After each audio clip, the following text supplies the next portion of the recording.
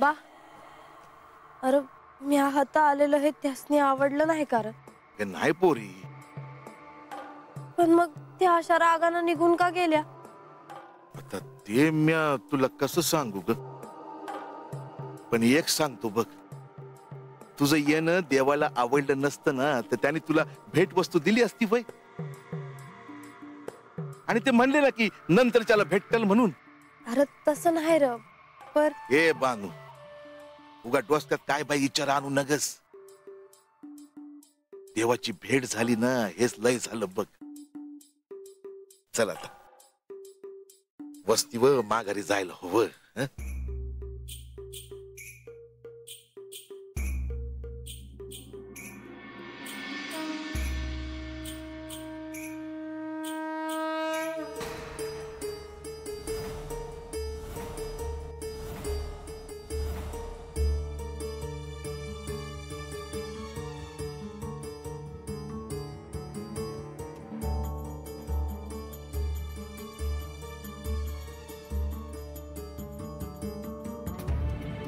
देवा,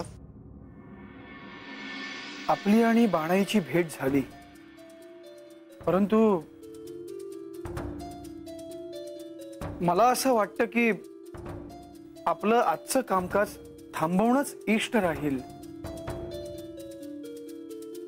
मला असं वाटतं की आपण आधी म्हाळसाला भेटलं पाहिजे.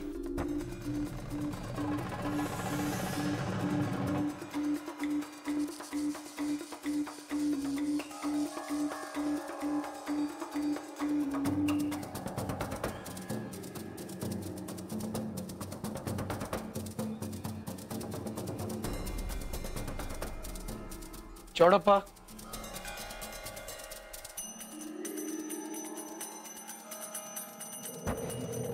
आजचं कामकाज हातच थांबवण्यात येत आहे. उरलेल्या कामाची नोंद घेतली जाईल.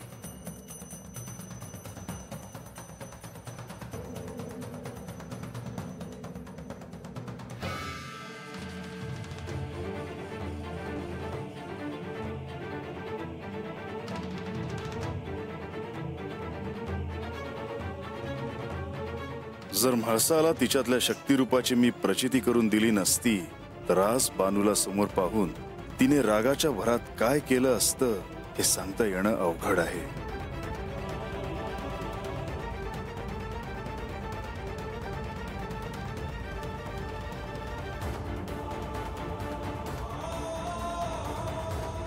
अजूनही ती या रागाच्या भरात काय करेल हे सांगता येणं कठीण आहे.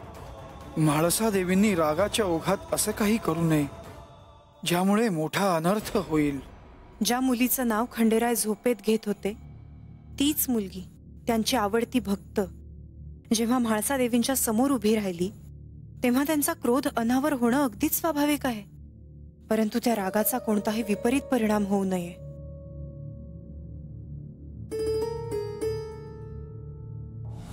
म्हाळसा,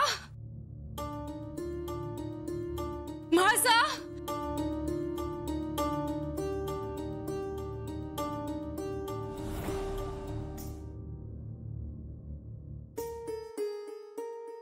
म्हाळसा कुठे? मी तिला सगळीकडे शोधलं पण म्हाळसा मला कुठेही दिसत नाही आहे. लतिका, तू जवळपास त्यांना कुठे शोधलंस का? हो, सज्जात, कक्षात, अंतर्महालात मी सगळीकडे पाहिलं पण ती मला कुठेच दिसत नाही आहे.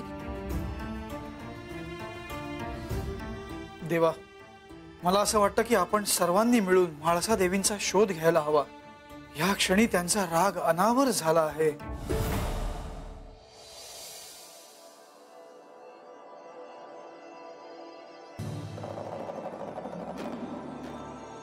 देवी,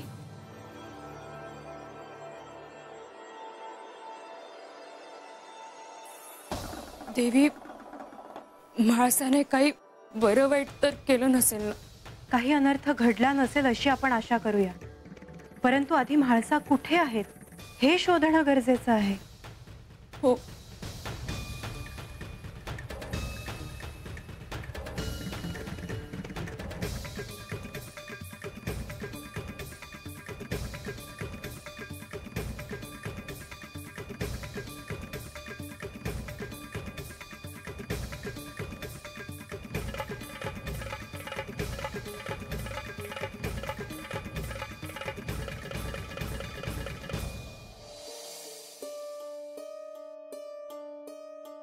महाशास्त्री, पिताश्री आपण?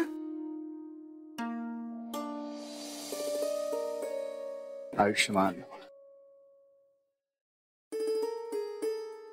आयुष्यमान. महाशास्त्री, माझ्या डोळ्यांवर विश्वासच बसत नाहीये. पिताश्री, आपण असे अचानक कसे आलात? तुम्ही सर्वजण आधी विश्रांती घ्या, मग सांगेन मी सर्व काही. अहो, विश्रांती कसली? आपल्याला पाहिले आणि प्रवासाचा सगळा शीणच निघून गेला. कसा झाला राज्याभिषेक सोहळा? डोळ्यांचे अगदी पारणे फिटले. आणि म्हाळसा कशी आहे?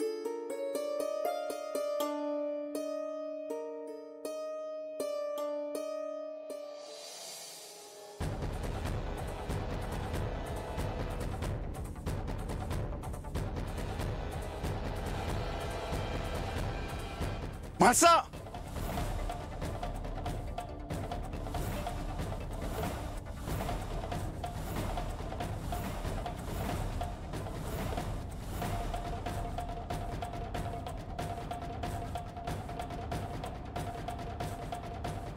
म्हाळसा,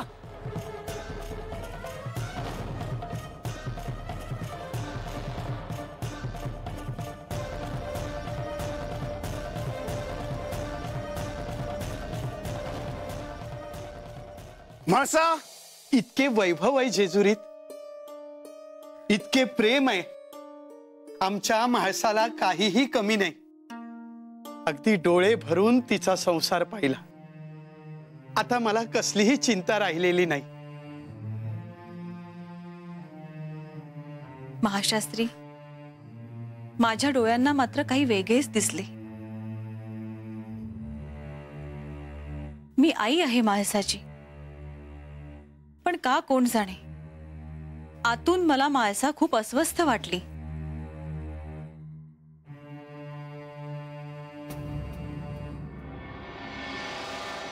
म्हाळसा, म्हाळसा, म्हाळसा. देवी, आपण थांबा. क्रोध शांत करा, नाहीतर जो अनर्थ होईल त्यानंतर श्री खंडेरायांनाही सावरणं अवघड होईल. म्हाळसा, थांब. परंतु पिताश्री, असे घडले तरी काय, ज्यामुळे आपण असे आलात? गंगेच्या तीरावर साधना करत असताना मला साक्षात गंगा मातेने दर्शन दिलं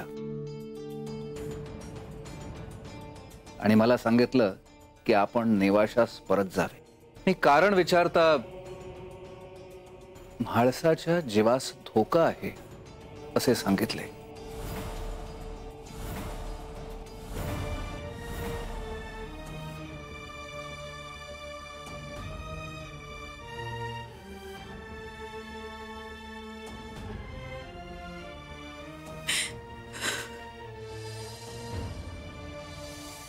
म्हाळसा, थांब. म्हाळसा, म्हाळसा, ऐक माझं. आता तुम्हाला थांबवलं तरी तुम्ही थांबणार नाही. मला तुमचं दुःख कळत आहे, परंतु त्यावर तुम्ही असा कोणताही निर्णय घेऊ नये ज्याचा श्री खंडेरायांना त्रास होईल. म्हाळसा, ऐक माझं. कारण ते जे करत आहेत ते तुम्ही दिलेल्या वचनपूर्तीसाठीच आहे. म्हाळसा, थांब. म्हाळसा, ऐक माझं. म्हाळसा, थांब. म्हाळसा, थांब. म्हाळसा, कुठे चालली आहेस? थांब. म्हाळसा, म्हाळसा, थांब. म्हाळसा,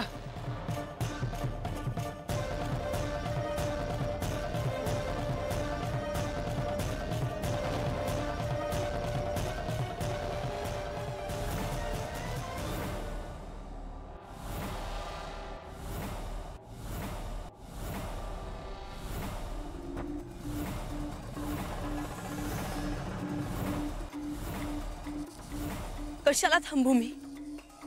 कुणासाठी थांबू मी? थांबून काय करू मी? माझ्या प्रेमाचा अपमान झाला आहे.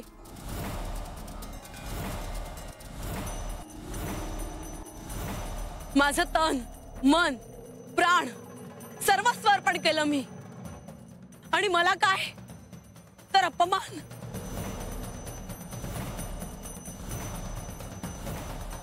माझ्या प्रेमाचा अपमान झाला आहे, माझा विश्वासघात झालाय.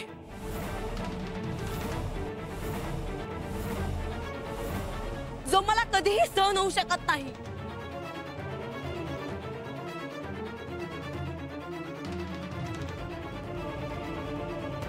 माझ्या देहाची लाही लाही होते आहे.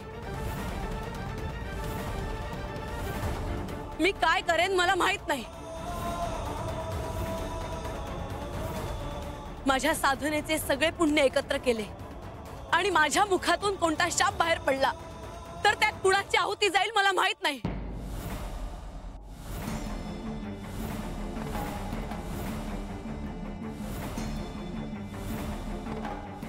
मला आता इथे राहायचं नाही. माझा कार्यभाग संपला. माझं इथे कुणी नाही.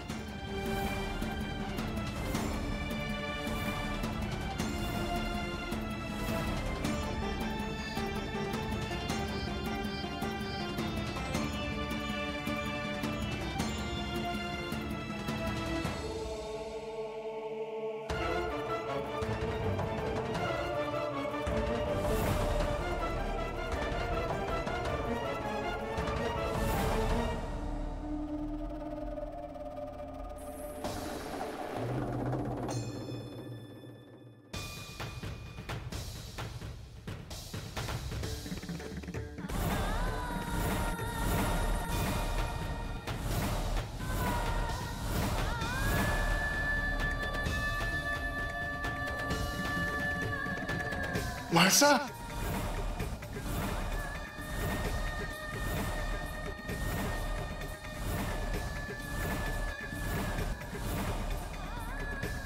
म्हाळसा,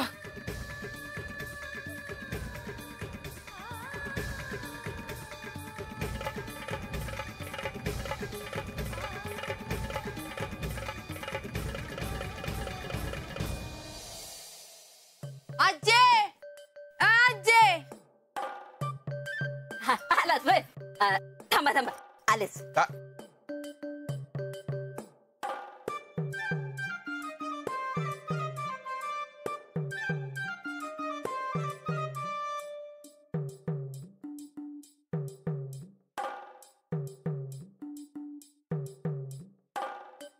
या या तू पण ना अजय.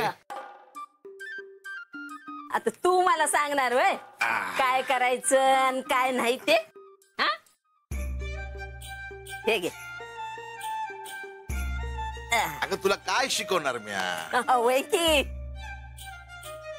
बानू, खंडोबाची भेट झाली ना? वय झाली. असं चेहरा का पडलाय जणू? अगं दमली असेल. हा मग चालेल.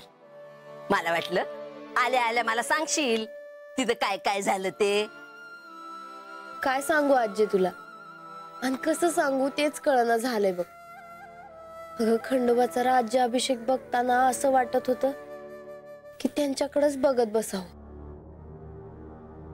काय ते रूप होतं देवाचं, काय सांगू तुला. लई लोक आली होती. कोण कोण काय बाय घेऊन आलं होतं बघ भेट म्हणून. समधीकडे लई आनंद होता. देव बी आले होते का? देव तर होतच की. आजे, देवानी ढगातून फुलं टाकली खंडोबावर, आणि बानून दिलेली घोंगडी बी घेतली देवांनी आणि त्यांच्याकडेच ठेवली. काय सांगतेस काय म्हणजे?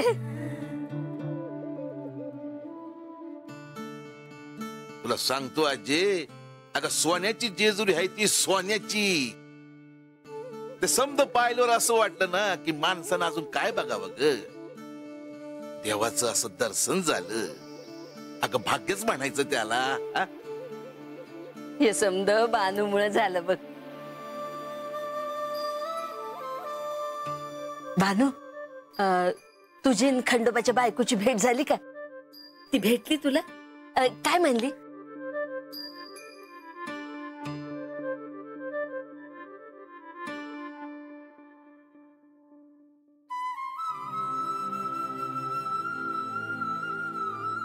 वय भेटली. मी आलेच. तिला काय झालं? अगं आजी, बानू आणि खंडोबाची भेट झाली ना राजवाड्यात, तेव्हा तिथं खंडोबाची बायको पण होती.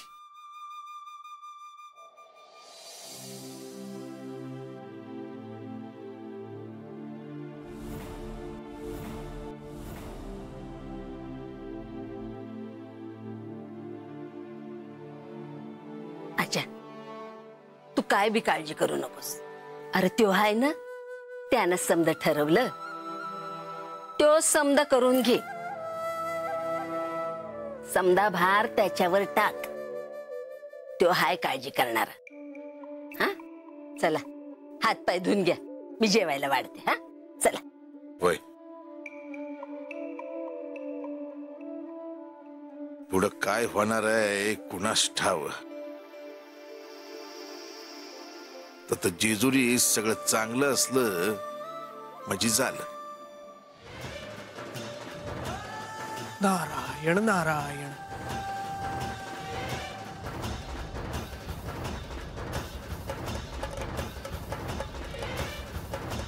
माते, तूच आदिशक्ती, तू जगत जननी आहेस. तूच स्वधा, तूच तुष्टी, तूच सृष्टी. चराचरातील प्रत्येकात तुझे अस्तित्व आहे. तुझ्याशिवाय या सृष्टीला काही अर्थ नाही माते. तूच तुझ्या भक्तांवर अशी कोप पावलीस तर भक्तांनी काय करायचं?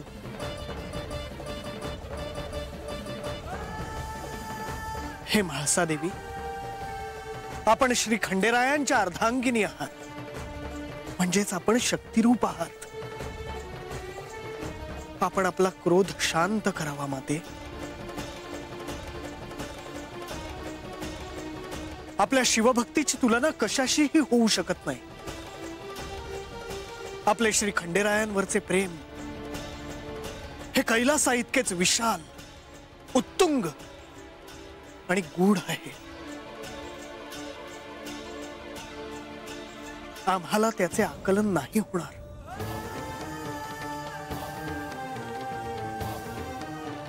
पण आपणच जर अशा अविचल शिळारूपी राहिलात तर श्री खंडेरायांचं सांत्वन कोण करणार?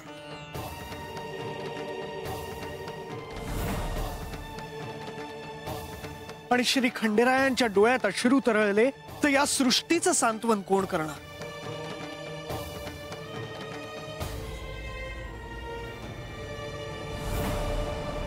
माते, आपण आपल्या मूळ रूपात यावं माते.